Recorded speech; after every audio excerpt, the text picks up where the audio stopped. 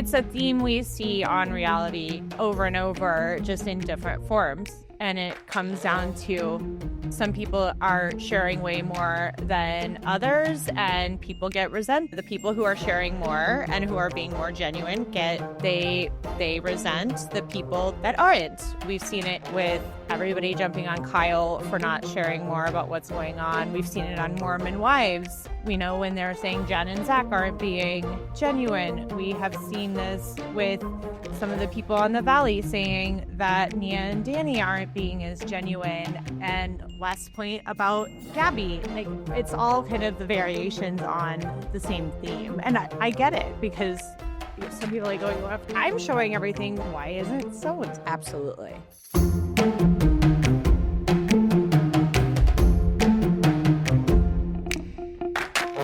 Welcome to Cocktails and Gossip, the podcast where we drink cocktails, but you better believe we're going to spill the tea.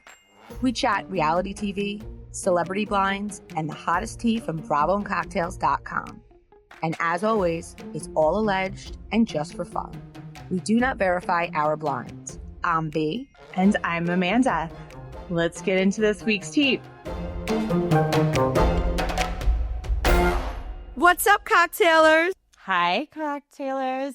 Hi, B. I want to say first to you, congrats on our 3-year pod-aversary, which was Sunday. I posted it and I sent you some of the responses. Yeah. You guys are the best. We appreciate you so much. I can't believe it's been 3 years.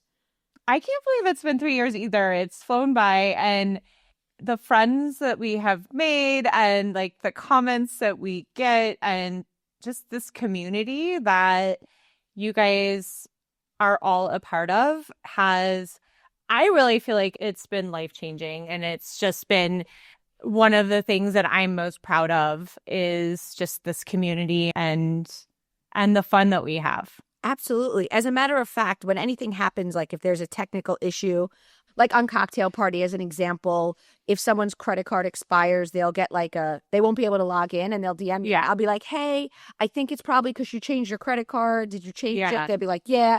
And they're like, I can't believe, like, you're writing me back. And I'm like, who's going to do it? If it's not me, it's Amanda. Yeah. And I love that people think we're like a legitimate I guess we are a legitimate operation. But I never think of us like that. And we have Tracy, and we have other wonderful people who help us. And I also want to say, and I tell you guys this when you DM me, if we're not currently hiring, I keep a folder. So if you ever email me, bravoandcocktails@gmail.com, I keep and just say what it is you're good at. Yeah. If someone's good at organizing basements, I could use you, because I'm sitting in my basement and saying to myself, because I'm going to have time in the summer, right? Because I'm taking my time off. And I just know that I'm going to take that time to sit by my pool and drink like I did last summer and come back down to this. But I'm going to try to, as you know what I freaking see? should. I see these Bravo celebrities hire. Okay, I need your thoughts on this. Okay. And I don't know what Are we talking about Lindsday Hubbard? Yeah, okay. As an example, Lindsday Hubbard, Yes. which we also want to discuss her move and where we're at with that. But so you see them hire these people, right? And they have these Instagram accounts, and I'm sure that the reality stars get it like at a discount for the promotion, right? What have you. I'm looking at my basement and I'm like, oh, I'd be embarrassed for these people to come. I don't think so at all, because you're not like a hoarder. No, it's more just and doing work on your house, and like kids, I try my very best to go into my kids' rooms every couple of months and just throw out all the crap that they come home with. I'm like, you don't need your folder from 3rd grade. And so a lot of it is kids, and I think these folks understand. So I would not be embarrassed. I'm not a hoarder at all. As a matter of fact, what I am is I have no problem throwing stuff out. But like when I moved to my house, I packed stuff, and this is just a tip to anybody moving, that I knew I wasn't going to use, but I felt bad throwing out. And it's stupid because you're not throwing it out. You're donating it to somebody that will use it. Like I'm currently looking at a painting I had in my kitchen. It's actually really nice. It's of like champagne bottles.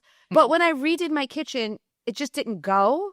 And so now it sits in my basement. And I probably should just hang it in my basement because I like it. So maybe I will. You should. But that's an example of what I have. Like I just have stuff that I pack and then I don't use. Here is my question.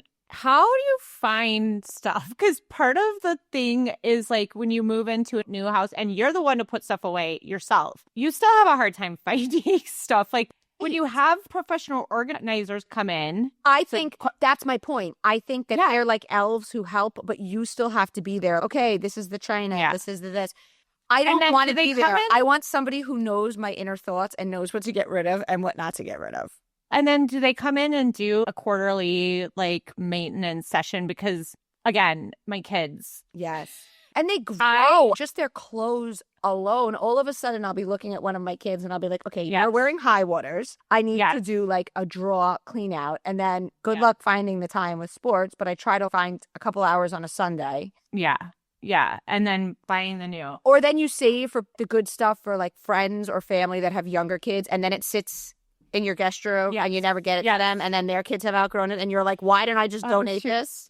I know. And I have some friends that are so good about that. And we have gotten like the nicest hand-me-downs from them. And like, I'm pretty good about it, but I can be a little bit slow. I'm only good about it if it's people I see like people that live in the neighborhood. If it's my cousins who live whatever further away and I don't see them regularly, I forget to bring it on Thanksgiving. Because you're so focused on bringing like the salami roll and all the food and all that. Okay, I have something that I need to hire for, and I don't know if this is a thing. So guys, DM us. If I'm serious, if you're in the New York City, Long Island area, and you have one of these organization companies. Yes. I would love that. Email. For you. For me too. Because like our office, like I have all that wall of shelves behind me, you can see on the camera. Yes. And they need to be done. They still haven't been. We just put stuff on the shelves and didn't organize stuff. No, what I need is somebody to help with just like all of the like, I don't even know that it's like necessarily a personal assistant, but it's like a therapeutic personal assistant who's, okay, I see you have this time in your weekend. You need to book yourself for a massage. Instead of like me waking up on a Sunday and being like, God, I really should have gotten myself a massage. Now it's too late. Or okay, I have to tell you something. You're going to be really jealous because I don't think they exist where you live. What? So in New York City, and shout out to everyone who lives in New York City and Long Island and probably parts of Jersey and Connecticut, we have like foot spas that are very affordable, and you go there. And I'm not exaggerating. It's $35 for an hour. You could do a body massage too, but I do a foot massage because I do some of my best.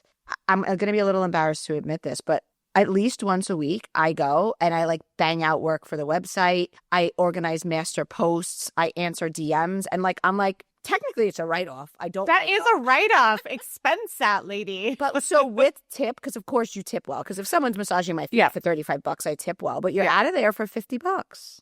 Nice. I need that. I don't know. I just need somebody to know what I need before I know I need it. And when there's enough time to book it. We're really going on tangents, but do you know what else they have that I have not tried yet? Because there's not one very close to me. Am I just going to be more jealous, or I just have to come to New York? You're going to come to New York for this, because this is really... So there's something called head spas. Have you heard of this?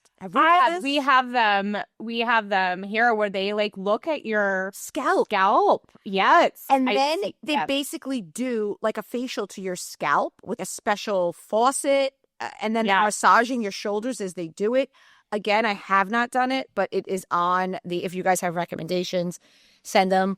I follow a couple of accounts on Instagram, and every time I see it, I'm like, but you know why? I'm always on the go.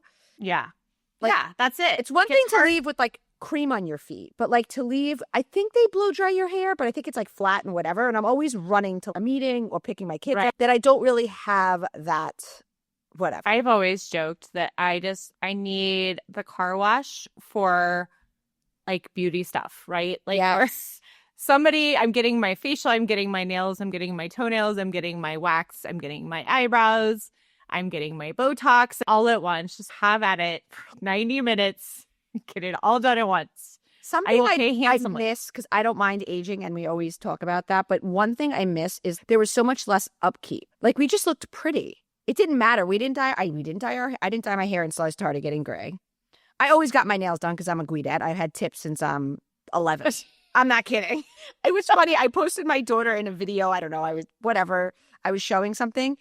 And they were like, oh my God, your daughter's nails. And I'm like, oh God, this probably isn't normal to people like not in the New York City area for a little girl to have long nails. That must be something that is like less expensive there too. Because I'm telling you, I just left. I get just dip nails and then regular. I got like a nicer pedi this time. And I want to say my whole thing was like 130. No, you For can do all it of cheaper around here. And my daughter doesn't always get them, like, especially. my daughter is asking for tips all the time. I'm like, what? You want me to start having you have like 130 manis every 3 weeks? I don't think so, honey. No, and it's not all the time. It's special occasion. No, Birthday, and I know. Christmas. It's like part of the. And I take her for those, like, for every once in a while. But I'm like, this is just, you're not graduating or anything. This is like May, and you want.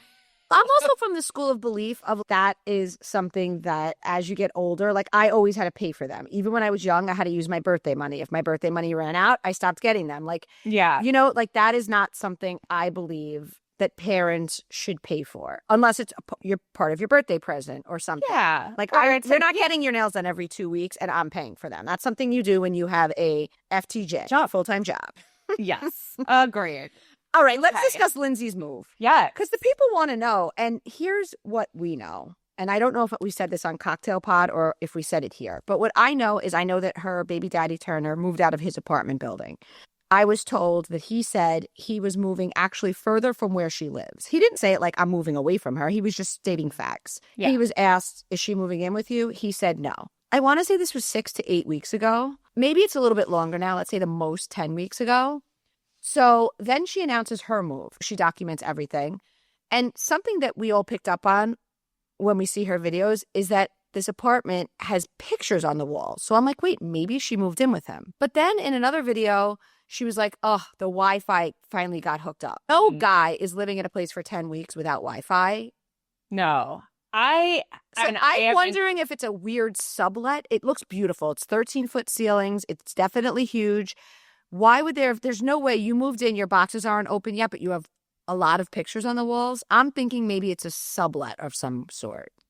Oh, that's a good thought. Because I, too, have been creeping on these videos and like pausing them when they're showing the closets. It looks like all women's clothes. Yes. In those closets. Like and this is the primary, and she shows the whole thing, and it was all, and like the coat closet, for example, which enviable amount of storage given the 14 feet. Like this apartment looks gorgeous. It does. But yes, I agree, because then there was paint in there. Like I think you're right that it's some sort of sublet. But it does not look like she is sharing that place with a man, because I did not see any male clothing. Kyle said somewhere that he and Lindsay are neighbors now. Ara recently moved, and one of the cocktailers told me, because we were like, wait, which part does Paige live in? She lives in the Upper East Side. They all have these Bowen apartments.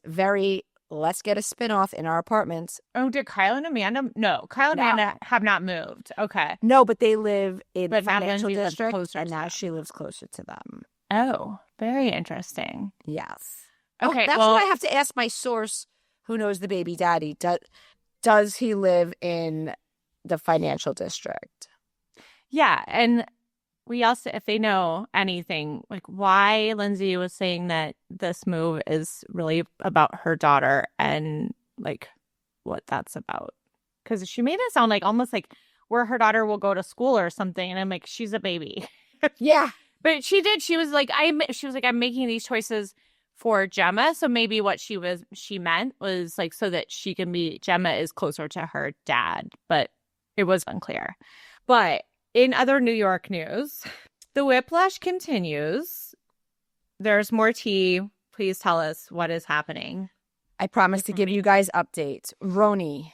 So I'm hearing that new women are test filming this week.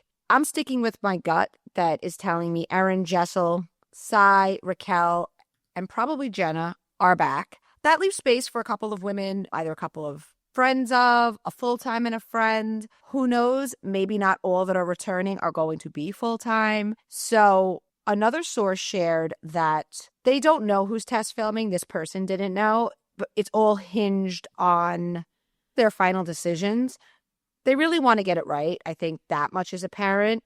but that it is possible they get into production quickly and that fall winter isn't unrealistic depending on casting. I also saw that Jessel signed with William Morris Agency. What somebody who works in the biz told me was, that's a good sign because it either means she's negotiated a good contract or that they're working with her to negotiate her contract. So if she was out, we don't see Mia signing with them. We don't see Brynn signing with them. My point is that if she was out on her ass, it's unlikely the William Morris Agency, which is the largest, I think, entertainment model representation in the world probably, would be signing her. So that's definitely a good sign for New York. Yeah. And Andy made a promise to all of us. And I think the Bravoverse will literally come for him if he says RHONY isn't canceled and then cancels it. Yeah. Whether or not it's his decision or his fault, like, people will come for him. There are so many fabulous women in New York. Yes. And we love New York in the fall. So come on, casting. You guys got this. We got this. And in a rare moment, I'm going to compliment Ramona because recently we heard about Sonia skipping out on $1,000 bill at a fancy restaurant in New York. And then there was a disturbing report over the weekend. I actually didn't repost it because I just didn't like it, that she was leaving a Palm Beach restaurant in an ambulance. So Ramona was on a red carpet for, ironically, something called the Fountain of Youth. And, of course, the reporter did what reporters do. And they said, are you worried about Sonia? And Ramona totally had her friends back. She was like, I'm not worried. You know how the media is. They like to report stuff that's going to get clicks and be sensational. Sonia's doing great, and I'm not worried about her, and she's doing well. So, good. Yes. She also said, they were like, would you come back? And she was like, I love Bravo. And I had an absolute wonderful time doing it, but I'm enjoying the next phase of my life, and I have no interest in coming back. And I have to say, good for her. Yeah. But there are so many things about her that and because I just did a rewatch, we remember like the final seasons with her and Leah and like a lot of off-putting stuff, but she does have good qualities and she is a good friend. Yeah. I feel relieved to hear that about Sonia too. I'm hoping that it was just two incidents that just happened within days of each other, because I read that the incident with Sonia on the stretcher actually started because there was an elderly person in distress at the restaurant and that she was trying to help that person. And then when the emergency responders came, she somehow got hurt in the process. I'm hoping that it's just two kind of big incidents that happened within a week or within the same week of each other. And I need to get on to that. There's just so much content to watch. As you and I have been texting, we're like trying to keep up with all the Mormon Wives, which literally they just dropped 10 shows on us. And then everyone, I'm like, did you guys all stay up all night? Like, how are we all talking about all of the shows when the show just came out? Right. 2 days ago. But I do really want to go back and watch New York, because I was just talking to one of the cocktailers on Discord who has had her mom start doing rewatches of some of the shows with her. And I'm like, I'm just so jealous of your mom because you get to see this. She gets to see it for the first time. Yeah. I'm with you. I am with you. Okay. Should we talk Summer House? I think we should. We should touch on, because there's a lot going on. Yeah. So, guys, we're recording this on a Wednesday, so we haven't watched the finale yet, but obviously we're seeing all the clips, everything coming out, and it seems like all of the girls, except for Gabby, will remain neutral towards Jessi, maybe erring towards siding a little bit with him. Yeah, so that's what we're guessing is happening. So we see in the clip, Paige, like after they have that, I forget what time of the day it was, that dinner, breakfast, lunch, I don't know, but they're having a meal and they all get into it. Different parties get into it. Lexi's very outspoken. And Paige says to Jessi, I'm always about the girls, but in my opinion, you didn't do anything terrible. It's not like you cheated on her. I think you both moved too fast. Mm-hmm. I think she was being fair. She wasn't bad-mouthing Lexi, but she wasn't like taking Jessi's side. She was just, this just seems like it was too much too fast, and hopefully it'll cool off. Yeah. Reason number 50 million, you shouldn't date somebody in the house. West's point that he has a year relationship, Jessi, with the house, most of the house. Yeah. None of them are best friends with Jessi. A year isn't a lifetime, but I think they also feel like they know him well enough to know that he isn't a terrible person who purposely manipulated Lexi to purposely isolate her. Now, did he do that by telling her she can't trust people? Possibly, but maybe he was also just very into her and thought he was warning her. I don't know. And then I listened to Lexi. I listened to some of the Nick Viall podcast, and I see why she would feel like some of it was purposeful. Listen, West and Ciara had a short relationship, and it really took Ciara a while to move on. I hope that Lexi and Jessi, they've had now an entire year. And I do feel that Lexi will be back. I feel that way for a variety of reasons. But if she's back, like, they don't have to be besties, but I hope that they're not, like, contentious with each other for more than an episode. Like, maybe hash it out and then move on. Yeah, I agree. And I think I agree with you also about Lexi being back. I believe I saw her name on the BravoCon list, which would tell me chances are good. Watching them, it made me think, like, when you're younger, that's when you learn some of the harder lessons about love and relationships. I think a lot of people learn the lesson at some point not to put all of your eggs in one basket, which is sometimes that looks, hey, don't skip out on opportunities to spend time with your existing friends when you're newly dating somebody. Don't spend all of your time with a new person, or don't skip out on opportunities in this case to make the friendships so that you have friends outside of your relationship. And I hope Lexi learned from this. It does. And I hear what you're saying if I'm reading between the lines. Like, we all have friends, men and women, who when they get into relationships discard their friendships. Right. I was never that person, and I never really related to that person because I'm a person who values, especially my girlfriend, so much. Yeah.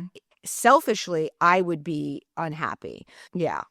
Yeah. And even though these weren't like, okay, I get these weren't, we both went away to college and we both studied abroad where we were like tossed into apartments with people we didn't know. So I can relate to a share house. I've been in those situations. And I wasn't being filmed. But even when you're not being filmed, I remember when I was studying abroad, was probably the harder time because there is a sense of you're not making a bond that's going to last for 4 years, right? You're there for a few months. So it's very similar to a share house, but you still want to have a connection. I mean, I don't know. That's my personality. Like, you still want to connect with people. You don't want to just have like totally superficial friends. So I don't know. But if Lexi, obviously I'm way too young for Lexi to be my daughter.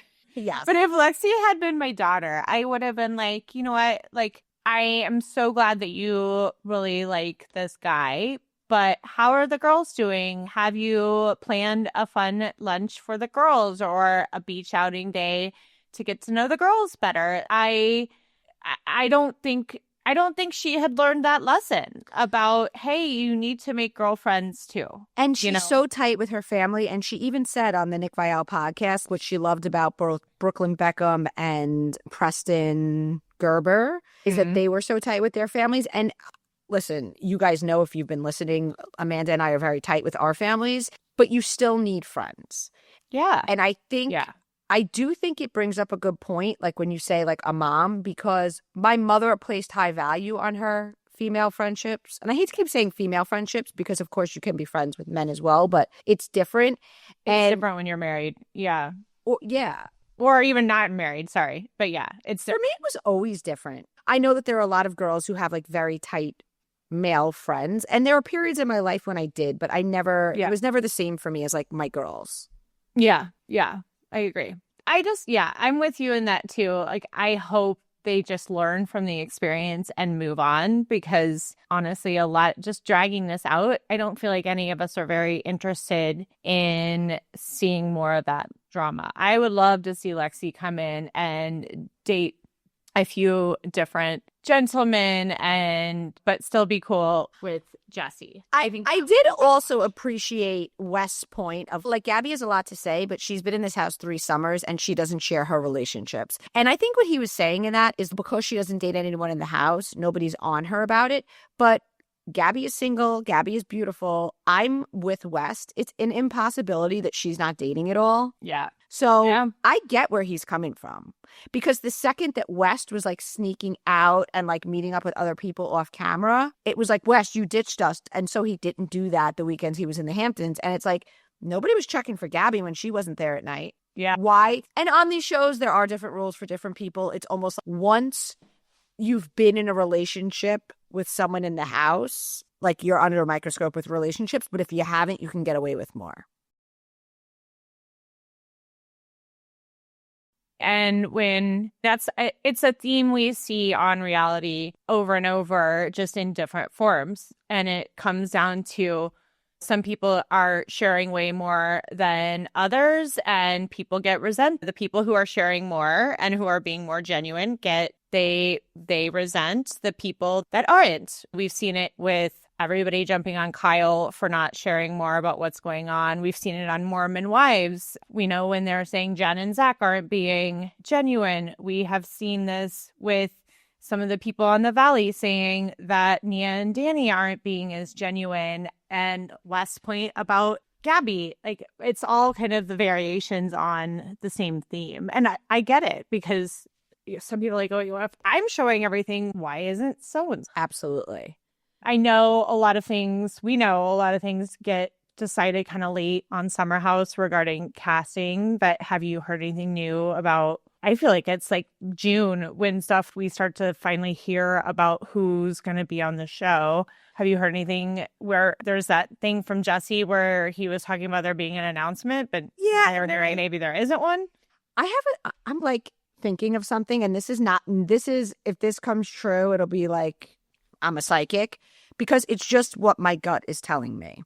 Okay. I had been told that Paige is absolutely doing one more summer, and then it's a huge maybe if we see her again. That was certainly the plan. And let's not even discuss the spinoff, because certainly if Bravo can keep Paige on our screens, they will, and there will be a spinoff, and that's all to be determined. Maybe we're going to get it sooner than they planned because of Lindsay's baby, because of Paige's success.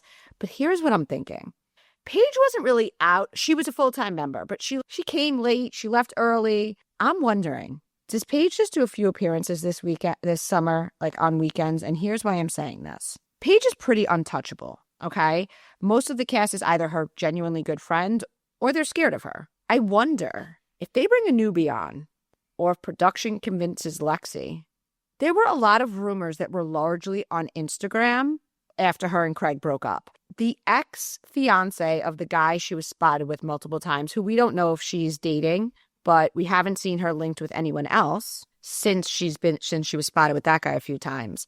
So there were these rumors, and these rumors were that she was in the DMs. I'm not saying any of these rumors are true. What I'm saying is, if I'm Paige and I have 50 million downloads and I'm making multi-million dollars on my tour, on my brand deals, is my, I'm going to call it $400,000, $500,000 summer house check worth my image if somebody wants to make their name off the strength of Instagram rumors about me in the DMs? Because even if it's 100% false, you put that narrative on television, it's not the same as being on Reddit and Instagram. It's a much bigger platform. And now there are always going to be people who believe it.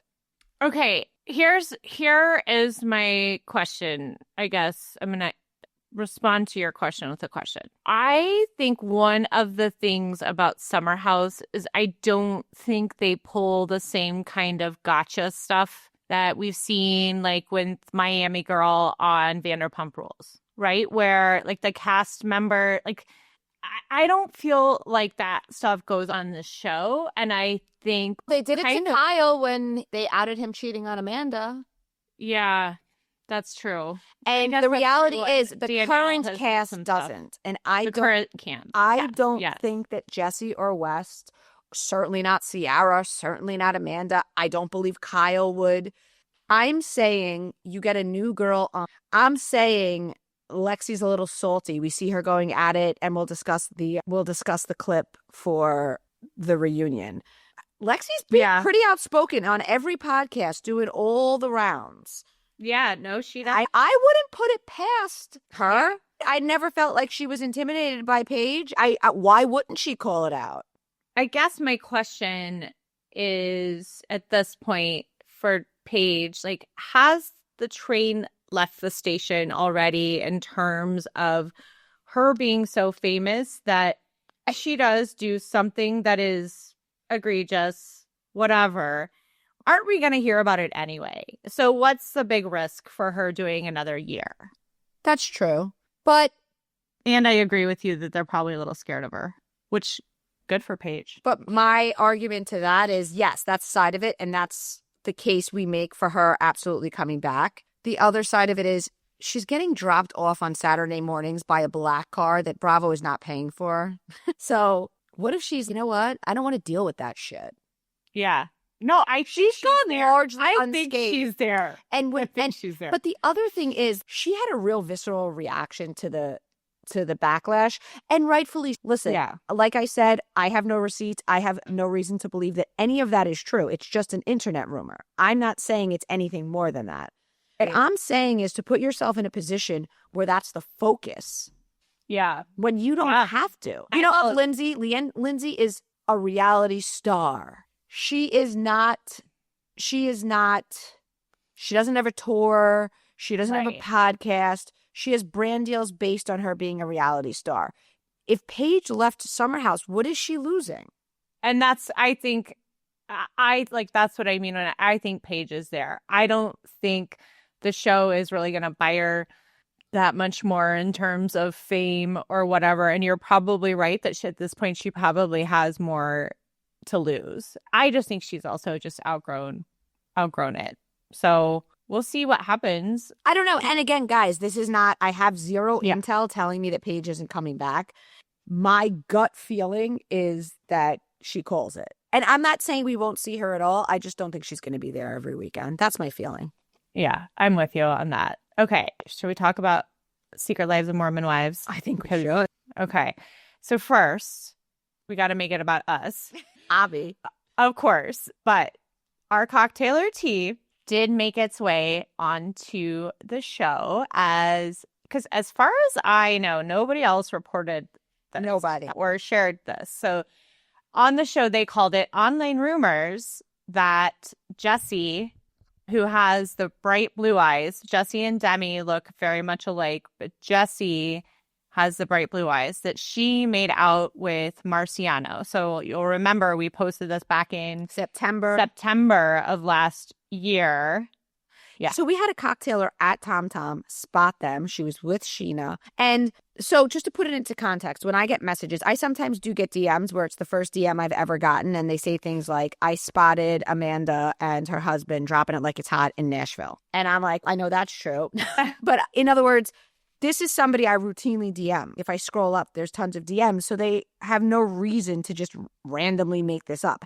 And Jessi and Marciano weren't even linked. Sure enough, after that, there were pictures of them hanging out. We saw that they were hanging out. Then it became... Remember? Because we were like, guys, are you sure? Because we were talking about, I'm like, are we sure it wasn't Demi? Because Demi and Jessi look alike. And we had heard there had been something interesting going on in Italy earlier that summer. So as we're learning, we were right in our original intel, which is... Jessi was rumored to be making out with him at Tom Tom, and Demi was rumored to be making out with him or doing something at Vanderpump Villa. Yeah. So Jessi was on a podcast. I want to say it was Page Six's pod, and she was flipping it and saying that all the girls thought Demi and Marciano were inappropriate on Vanderpump Villa, and she got lucky with the edit on Vanderpump Villa. So it's like the two of them are just... But this is not new. On the same pod, Jessi says that Marciano made a TikTok about being uninvited to the Hulu event. And Jessi tried saying, oh, I think he was talking about Demi, when one is saying he was talking about Jessi. They look identical. So it does get confusing. Either way, Demi and Jessi have completely turned on each other and are both rumored to have had inappropriate relations with Marciano because they're both married. And Jessi has... So first of all, guys, this really was eyewitness from a cocktailer that B has an ongoing relation DM chat with. And the person was like, no, it wasn't Demi, it was Jessi. And here I just think that Jessi has everything to lose and really nothing to gain by telling the truth if she's... And so I'm like, of course she's lying about it. But this is one of those, I'm like, no, I believe 100%, like, she was seen in public making out with Marciano. So we got some other tea from somebody who is in the same universe and knows some of these women. So it says a popular hairstylist in Utah said that prior to the show, she used to do Demi's hair, but had to fire her as a client because she was too emotionally draining and would frequently cancel appointments. Can you imagine? No. If your hairdresser broke up with you. It's so embarrassing. The only thing worse is if your cleaning crew breaks up with you. Oh, God. I know. Seriously. Mine can never leave me. No. She's the best. Demi's husband, Brett, who used to be married to Angie Harrington from Salt Lake City, apparently had a text exchange with Angie's current husband telling him that Angie thought that her current husband, was ugly and fat. I just can't.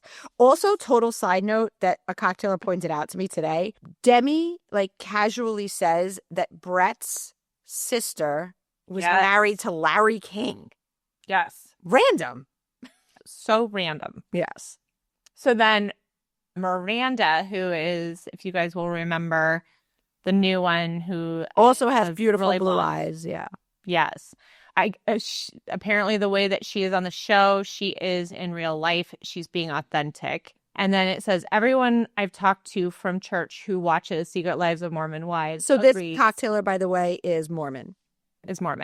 Agrees that how Taylor's parents treat her is horrible and not something we agree with or condone. No one I know would ever talk to their daughter like that. We all think it's very toxic and gross. We are all fans of Taylor and hope the best for her. So just for those of you guys who haven't quite gotten there yet, Taylor, who is the center diamond, we'd call it, on this show. So she had the baby at the end of last season with Dakota. Dakota is the baby daddy, which is literally what the show puts on his bio. Her family has a family barbecue and invites him. And you would think they're going to ambush Dakota, give him a hard time for the lying. Cheating that we've found out he's in. Oh, but no. They actually ambushed Taylor, telling her that she needs to work it out with Dakota. And they imply that she deserves to be unhappy and to be going through all this crap because she had sex with him within the first few days of meeting him. I was fuming watching this scene. I'm sure you were too, B. Ugh. I can't. Taylor must feel so very alone and unsupported to see her parents essentially slut-shaming her and taking the baby daddy's side. I was disturbed, and you even saw her physically, like, recoil, cover her face, and go inward. How her parents could shame her and stick up for this man who is very clearly a sociopath. And I believe on something, the pupils are not pupiling. I was appalled. There was a moment where I think her sister tried to weakly defend her, but... Yeah, she did. She tried, but obviously I believe it's a younger sibling and... Right. Toxic family. Toxic. And I wouldn't be surprised if we see Taylor cutting ties with her family. Even the mom getting the facelift and saying to her, don't I look like you now? No, girl, no. Dakota, he is no prize. I don't really get it. When Taylor, clearly, everybody makes mistakes, but she is a very sweet girl who needs her family's support more than ever. That whole storyline really kills me, and I agree. If she ends up cutting ties with family, I wouldn't be surprised either. So we got a little bit more tea on this whole universe. So Zach is the guy who had the bright blonde hair, long hair, married to Jen Affleck. The bright blonde hair. Like what? I mean, it's white essentially. And he cut it this year, and he was going to med school last year, but it seems that he has dropped out. They say, the people who know him say, his high school friends say he's exactly like how he is on the show. They weren't surprised by anything they saw. It also says his family is not just rich because his dad is a doctor. His mom's family has ties with a large insurance company, and they have amassed a lot of wealth from that. So if Zach and Jen don't keep the family happy, they stand to lose a lot of inheritance money. And this one is a good one. Zach's dad apparently allegedly has gotten more than one DUI. I mean, we love this tea. Keep it coming. I love that our Salt Lake folks are like our Charleston folks. They tell us everything. Like our Montauk folks, you guys are all great. And apparently our Rhode Island folks are very good too. Yeah. A lot of people think Jen isn't being authentic. They question if her and Zach actually split. Yeah. I found the conversation with Jessi and Demi and Zach so weird, how quickly they like flipped on Jen. On her. Yeah, and they were like, oh, she told us you were terrible. If he is terrible, is he going to sit there and be like, yes, she was telling you the truth. I'm terrible. Zach threw her under the bus. And me. Like, I'm like, this guy is trash to rash. And it looks like, whether they were split or not, it looks like he's perfectly fine with her supporting him because he was a med school student, which sounds to me like he was broke, and he's in his late 20s. Yeah, he was like 28 as a med school. And again, and his dream was to be a doctor. If your dream was to be a doctor, you would have been in med school 10 years ago. Right. But I guess he's fine with the Momtok now because he's going to accept all the checks and brand deals. So I have a lot of opinions about this show. I think, honestly, the girls have piled on Jen, right? When she's at her most vulnerable, she seems to have a hard time navigating this whole situation. Zach acted like a complete ass to her last season. And in my mind, I don't know, I think I've said this before, guys, but I really truly feel like this. You're here for your girlfriends, right? And like a real friend says, I'm here for you. If you want to vent about all the shitty things your husband does, and this week I will listen. And then if you call me and you say next week, let's all go on a double date, things are better, then you say, okay, can't wait to spend time with you. These women are so vicious, and marriage is tricky. Couples, we see Mia going through it on the Valley in this very similarly. Yeah, and couples have their seasons. You've seen this in your life. So has I. And everyone has been an ass to their spouse at some point, but that doesn't mean divorce. I think this viciousness is viciousness on purpose. Like when Whitney asks, who I'm no big fan of Whitney either. She annoys the crap out of me. But when she asks if she can be back in the group, quote unquote, while they're on a girls trip together and they all vote no, except for Taylor, like this is the kind of mean girl shit that I warn my daughter about. Yeah. Because I'm like, this is the kind of stuff that happens. And I literally was having this conversation with my daughter this week. Like one of her friends, I drove on a field trip and I was just listening to the girls. And I was like, yeah, so you hear stuff like that, right? You hear stuff. Yeah. And I was like, does she talk like that a lot? Like, how do you feel about that? Not trying to steer her one way or the other. And she's like, I feel like it is me. And I'm like, so, and a different friend, does ever talk like that? And she's no. And I'm like, just notice these things because this is the kind of stuff that it gets worse and worse until it gets better and you figure out who are the mean girls and who are not. So and the problem is when you don't have somebody guiding you through that at school age, you end up being a 20-something-year-old mean girl or person who allows mean girls to bully them. And it is such a hard balance to not be the mean girl, but also not be the person who accepts that treatment just for the sake of keeping the peace. Yeah. And I, too, have been in situation with my school-age daughter and with girls. And I shouldn't generalize, but I will. And in my experience with, my daughter and my nieces and cousins and whatever versus the boys, of course, boys have some stuff, too. But it's very hard to separate yourself and not fight back. But what I say to my daughter, too, is you could see how a person is being. Like, if that means you can't sit with them at lunch, I don't want you fighting back. I want you finding people who align with how you are. Not that you have to be on the defense and fight with them because they shouldn't have said this or that to you or what. Right. But there are always going to be people who just accept it for the sake of getting along. It's personality types. They're Gretchen Wieners. Yeah. And I don't know what's worse, because obviously I think it's worse to be the mean girl. Yeah. But I also think I wouldn't want to be Gretchen Wiener either. No. And you post this, I feel like probably quarterly, and I always think it's such a good statement that your real friends are the friends that defend you when you're not in the room. And I tell my daughter that now, because we have these conversations. I don't know why it's different, because these kind of conversations, like, it just, there's not somebody trying to push somebody out with the boys that I see as much as I do. Like, it's another mom and I were talking about this happening to her daughter in high school, and the pattern, there are two girls that just they would pick one girl and then they would do this and they would push them out of the group. And it was just a pattern. And those are the people you just have to watch out for. And I felt so bad. As annoying as I find Whitney to be, I felt you could just see her kind of crumple internally when that happened. And then Demi and Jessi, who I think are probably the leaders of some of this behavior, they're currently, like, in current day, in a big falling out. And we find out on the show it's because that there's been a lot of things, but we know Demi, in between seasons, had said that she was okay with Jessi not being on the show if it meant all the other girls could get more money. Yeah, Demi is being accused by Taylor as only caring about brand deals, and Taylor said, money doesn't come first to me, and the reason why you think I don't know what I'm making isn't that I don't know what I'm making. But she basically was like, I am the center diamond, bitch, and I'm not going to rub it in my friends' faces. You know what's interesting? When I started this, I lumped them all together, and I do think Taylor is a nicer person.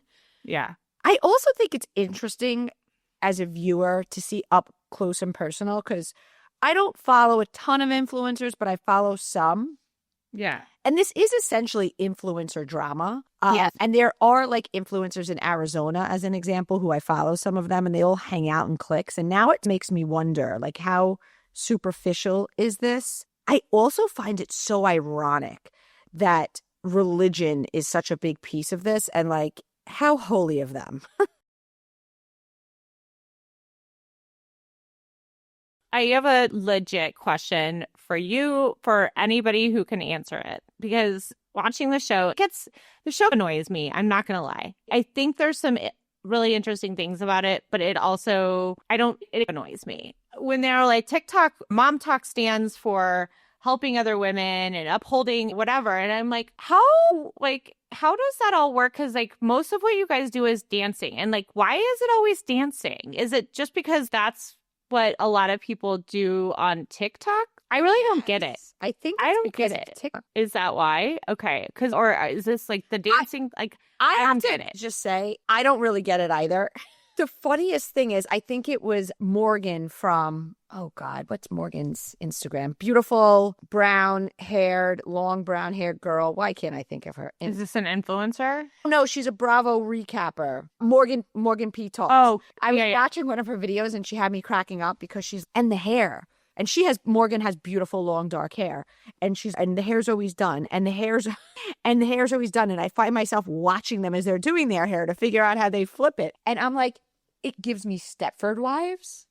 Oh, for sure. Because I guess that's the point. But yeah. And listen, I have to be honest with you guys, and I'd like your feedback on this, because there are shows that I do feel like I watch because they're popular, and I get, in this case, we get a lot of tea. Like, we were the ones knowing that Jessi was making out with Marciano, so of course we're going to cover it. But if I didn't do this and I didn't have people listening that were interested, I think this is a show that I probably would watch a couple episodes of, but be like, not for me. Maybe tune in for the reunion kind of thing. Like, maybe, like, I might pay attention to some of the drama, but I'm not invested like I am in Shamia and Portia's friendship. Like, I completely agree. I don't know if it's younger. I don't know if the people are too superficial themselves. I think I have a real problem with people being shitty and I think most of us have a problem with this, and then talking about being religious. Yeah. Because whatever religion you practice, and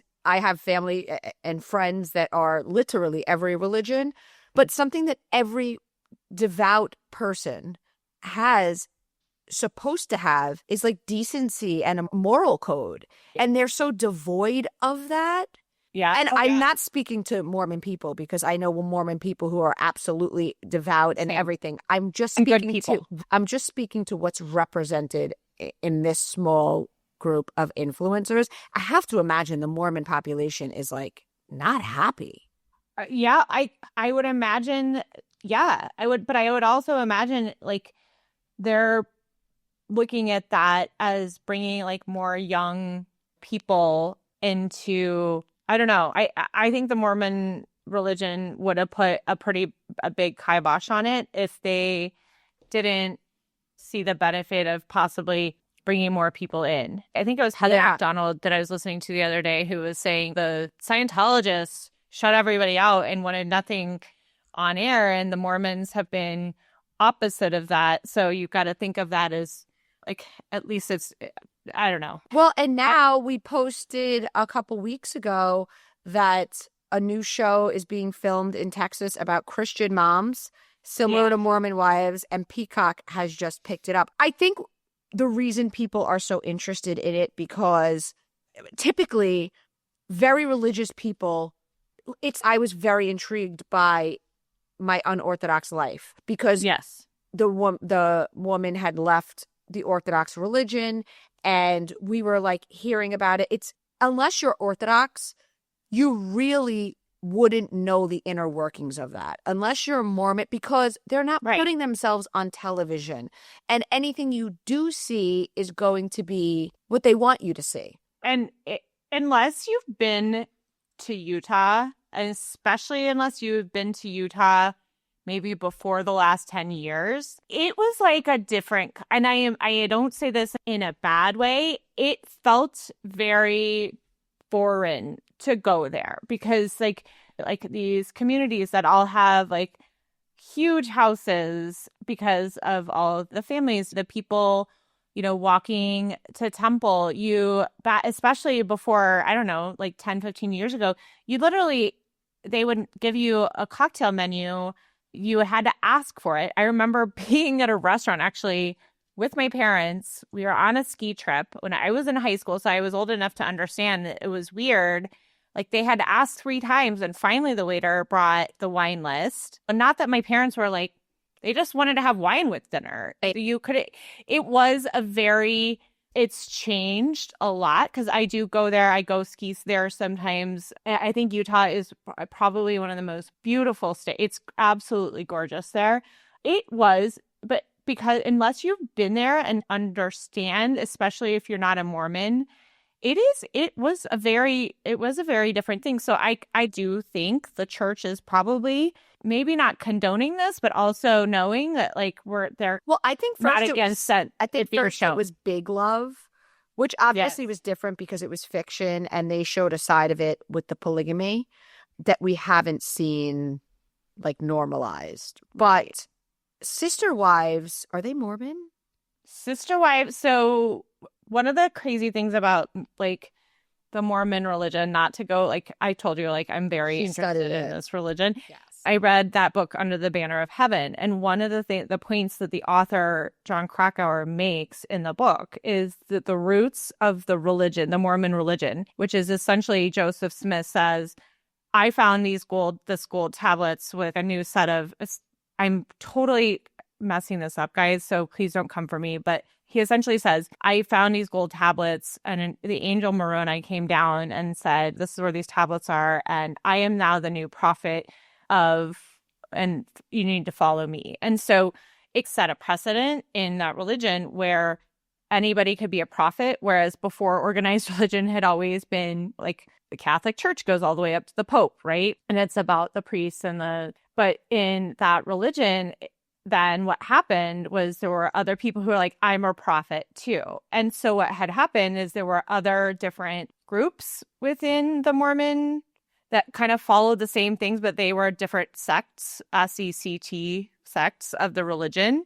And so the sister wives were part of a different group within that was loosely tied to Mormonism, but had the belief of it's okay for a man should, because that is how Mormonism did start.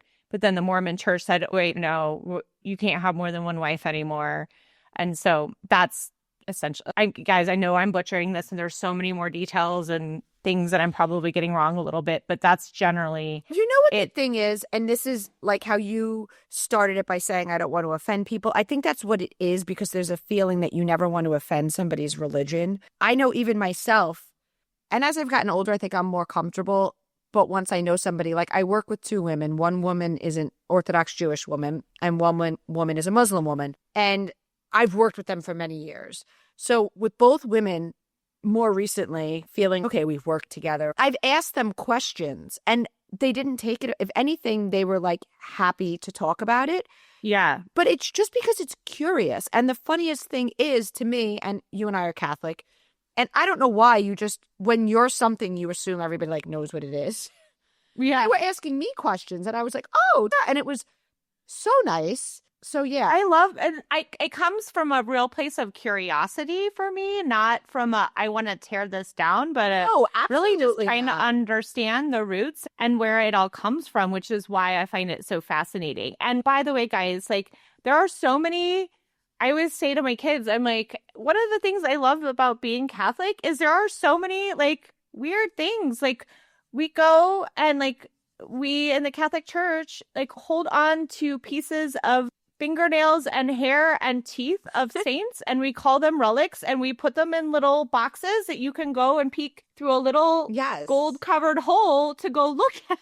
When we were in Argentina in February, we were like looking at the mummified saints, and my kids were like, what's happening? I was like, I know, but it's like I think it's like a cool, very strange thing about our religion that like we just see and accept because that's what we grew up with. And it seems like normal to us.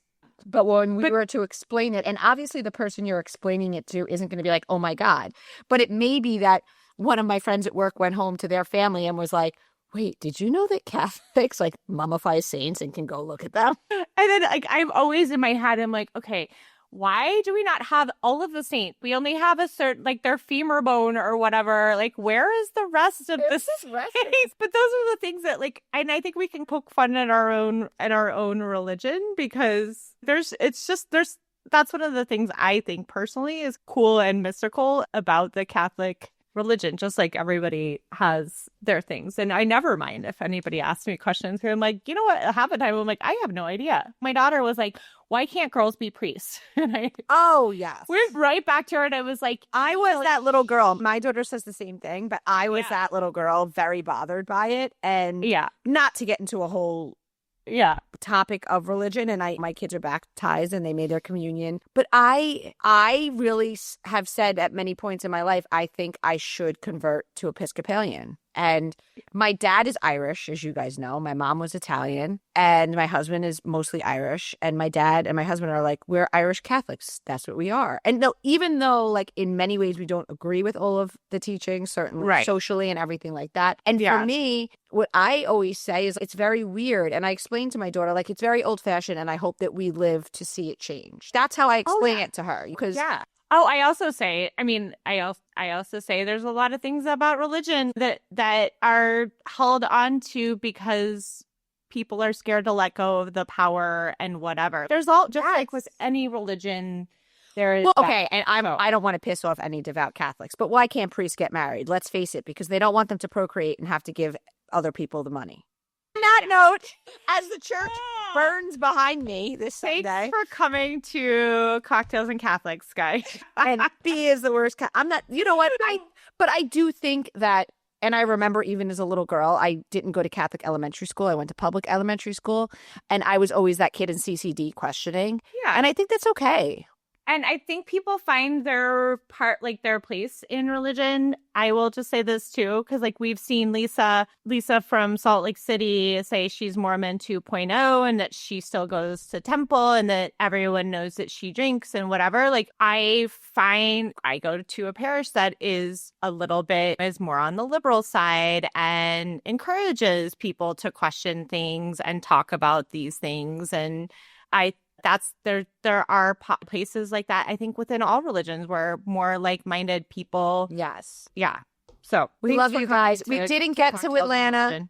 Thanks for coming to Cocktails. We didn't get to Atlanta. We didn't get to the Valley. So next week we got Atlanta, we got the Valley, and we're recording on Thursday next week, right? We're going to have Summer House. We're also doing our cocktail pod Tuesday night, people. Oh, thank you for reminding everybody. I'm going to post that graphic.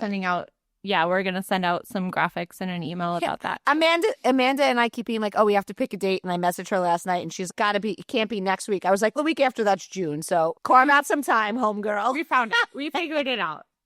All right. I love you guys. You guys are very important. All right. Love you guys. Bye.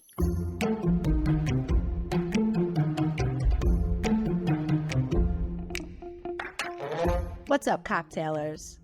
We want to thank you, as always, for listening to Cocktails and Gossip.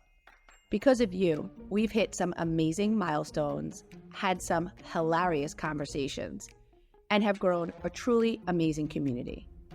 If you haven't already followed our podcast, hit the follow button in the top right of your Apple Podcast player, the follow button under the show logo on Spotify, or the subscribe button on Google Podcasts.